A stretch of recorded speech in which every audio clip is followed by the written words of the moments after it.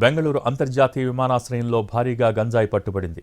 200 కోట్ల రూపాయల విలువ చేసే 273 కేజీల గంజాయిని సీజ్ చేశారు కస్టమ్స్ అధికారులు. ఈ వ్యవహారంలో మొత్తం 32 మంది స్మగ్లర్స్ను అరెస్ట్ చేశారు. నిందితుల్లో 4 విదేశీయులు.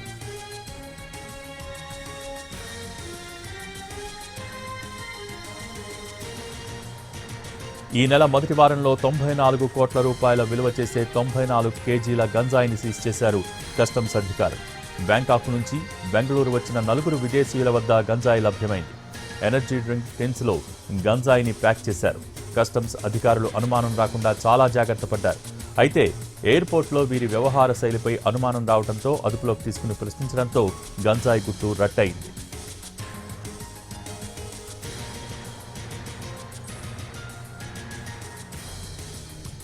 బ్యాంకాక్ అడ్డాగా గంజాయి స్మగ్లింగ్ జరుగుతోంది.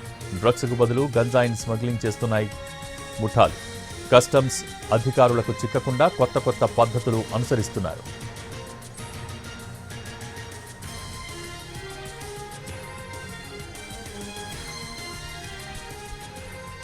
బెంగళూరు అంతర్జాతీయ విమానాశ్రయంలో భారీగా గంజాయి పట్టుబడింది.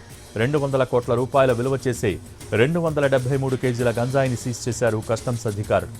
ఈ వ్యవహారంలో మొత్తం 32 మంది స్మగ్లర్స్ను అరెస్ట్ చేశారు. నిందితుల్లో 4 విదేశీయులు.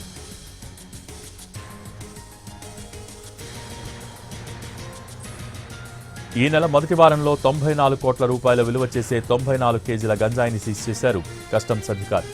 బ్యాంకాక్ నుంచి బెంగళూరు వచ్చిన 4 విదేశీయుల వద్ద గంజాయి లభ్యమైంది.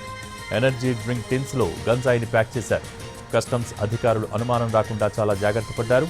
అయితే ఎయిర్పోర్ట్లో వీరి వ్యవహార శైలిపై అనుమానం రావడంతో అదుపులోకి తీసుకుని ప్రశ్నించడంతో గంజాయి గుట్టు రట్టయింది.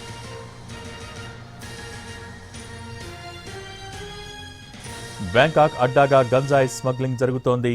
డ్రగ్స్కు బదులు గంజాయిని స్మగ్లింగ్ చేస్తున్నాయి కొన్ని ముఠాలు. కస్టమ్స్ అధికారులకు చిక్కకుండా కొత్త పద్ధతులను అనుసరిస్తున్నారు.